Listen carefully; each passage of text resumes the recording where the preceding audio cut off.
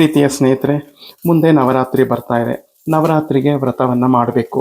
ಎಲ್ಲ ಸುಮಂಗಲಿಯರಿಗೂ ಇದು ಇಷ್ಟವಾದ ಒಂದು ವ್ರತ. ಈ ವ್ರತವನ್ನು ಮಾಡೋರಿಗೆ ಡಯಾಬಿಟಿಕ್ ಇರುತ್ತೆ, ಆರೋಗ್ಯ ಹದಗೆಟ್ಟಿರುತ್ತೆ. ಹೇಗೆ ಮಾಡೋದು?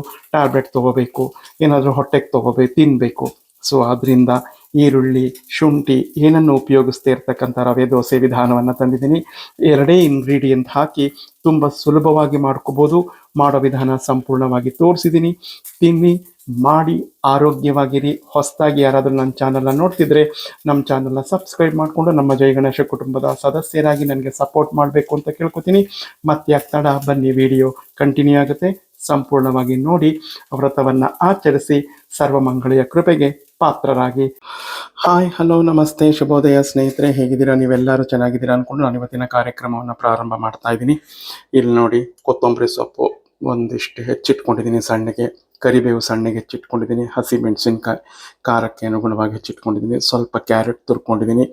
ಇಲ್ಲಿ ನೋಡಿ, ಜೀರಿಗೆ, ಹಾಗೆ ಇಲ್ಲಿ ಚಿರೋಟಿ ರವೆ. ಈ ಗ್ಲಾಸ್ನಲ್ಲಿ 2 ಗ್ಲಾಸು ಅಕ್ಕಿ ಹಿಟ್ಟು, ಜರಡಿ ಹಿಟ್ಟು ಹಿಡಿದು ಇಟ್ಕೊಂಡಿದ್ದೀನಿ. ಇದು ನೀವು ಅಂಗಡಿಯಿಂದ ತಂದಿದ್ದಾದರೂ ಸರಿ, ಮನೆಯಲ್ಲಿ ಮಿಲ್ಲಿಗೆ ಮಾಡಿಸಿದ್ದಾದರೂ ಸರಿ, ಅದನ್ನು ಸಹ ಜರಡಿ ಇಟ್ಕೊಂಡಿದ್ದೀನಿ.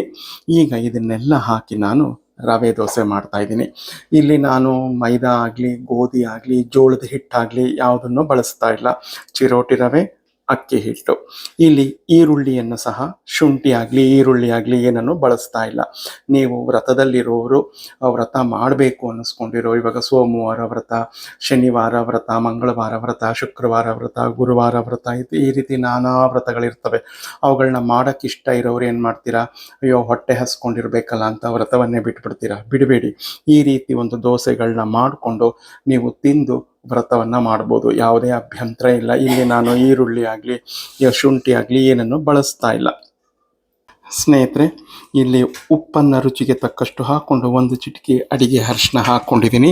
ನಮಗೆ ಅಡಿಗೆ ಅರಿಶಿನ ಹಾಕದೆ ಹೋದರೆ ಮನಸ್ಸಿಗೆ ಸಮಾಧಾನ ಇರೋದಿಲ್ಲ. ಆದ್ದರಿಂದ ಈಗ ಇದನ್ನೆಲ್ಲ ಹಾಕ್ಕೊಳ್ಳೋಣ.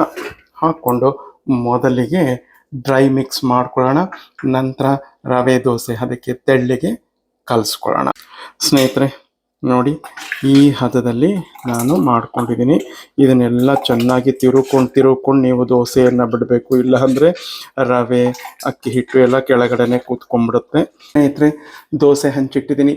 ಸ್ವಲ್ಪ ಎಣ್ಣೆ ಹಾಕಿ ದೋಸೆ ಹೆಂಚನ್ನ ಮೊದಲಿಗೆ ಸವರ್ಕೊಂಡಿದ್ದೀನಿ. ಈಗ ನೋಡಿ, ಸಂಪಣವನ್ನು ಇಲ್ಲಿ ರೆಡಿ ಮಾಡ್ಕೊತಾ ಇದ್ದೀನಿ. ಯಾಕೆಂದರೆ ರವೆ ಆಗಲಿ, ಅಕ್ಕಿ ಹಿಟ್ಟಾಗಲಿ ಎಲ್ಲ ಕೆಳಗಡೆಗೆ ಹೋಗಿ ಕೂತ್ಕೊಂಡ್ಬಿಟ್ಟಿರುತ್ತೆ. ನಾವು ಪ್ರತಿ ಸರಿ ಬಿಡಬೇಕಾದ್ರೂ ಈ ರೀತಿ ನೀವು ಅಡಿಯಿಂದ ಒಂದ್ಸರಿ ಮಿಕ್ಸ್ ಮಾಡ್ಕೋಬೇಕು. ಕಾದು ಬಂದಿದೆ, ಸವರ್ಕೊಂಡಿದ್ದೀನಿ, ನೀರು ಹಾಕಿದ್ದೀನಿ. ಈಗ ಸ್ಟವ್ನ ಲೋ ಫ್ಲೇಮ್ಗೆ ಇಟ್ಕೊಳ್ಳೋಣ.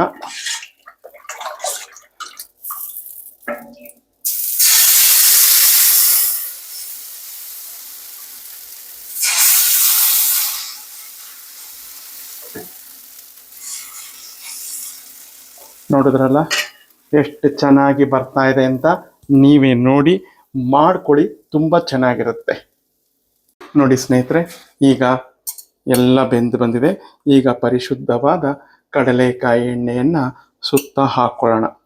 ಸ್ವಲ್ಪ ಎಣ್ಣೆ ಹೆಚ್ಚಿಗೆ ಹಾಕ್ಕೋಬೇಕು. ನಾವು ಈ ರೀತಿ ರವೆ ದೋಸೆ ಎಲ್ಲ ಮಾಡಬೇಕಾದ್ರೆ ಎಲ್ಲ ಕಡೆನೂ ಸಮನಾಗಿ ಬೇಯಬೇಕಲ್ಲ ಅದು. ಆದ್ದರಿಂದ ನೋಡಿ, ನಿಮಗೆ ನೀವು ಗರ್ಗರಿ ಆಗಬೇಕಾದ್ರೂ ಬೇಯಿಸ್ಕೋಬೋದು, ಮೃದುವಾಗಬೇಕಾದ್ರೂ ಬೇಯಿಸ್ಕೋಬೋದು. ಅದು ನಿಮಗೆ ಸೇರಿದ್ದು. ನೀವು ಒಂದೇ ನೋಡಿ ಎಷ್ಟು ಕ್ಲೀನಾಗಿ ಬರುತ್ತೆ. ಏನು ಇದನ್ನೇನು ಕಚ್ಕೊಳ್ಳೋದಿಲ್ಲ. ಒಂದೇ ಕಡೆ ಬೇಕಾದರೂ ಬೇಯಿಸ್ಕೋಬೋದು, 2 ಕಡೆ ಬೇಕಾದರೂ ಬೇಯಿಸ್ಕೋಬೋದು. ಅದು ನಿಮಗೆ ಸೇರಿದ್ದು. ನಾನು ಒಂದೇ ಕಡೆ ಬೇಯಿಸ್ಕೊತಾ ಇದ್ದೀನಿ. ನೋಡಿ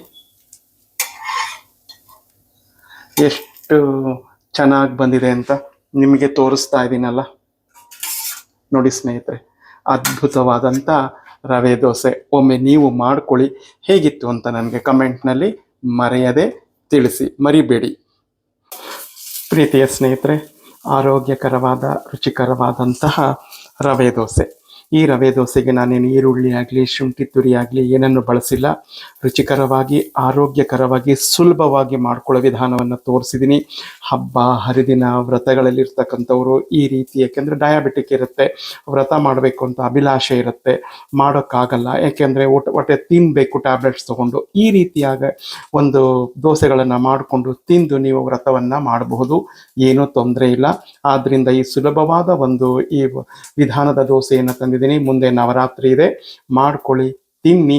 ಹೇಗಿತ್ತು ಅಂತ ನನಗೆ ಕಮೆಂಟ್ನಲ್ಲಿ ಮರೆಯದೆ ತಿಳಿಸಿ. ಮತ್ತೊಂದು ಇಂಟರೆಸ್ಟಿಂಗ್ ವಿಡಿಯೋ ಒಂದಿಗೆ ಬರ್ತೀನಿ. ಎಲ್ಲರಿಗೂ ನಮಸ್ಕಾರಗಳು. ಜೈ ಗಣೇಶ.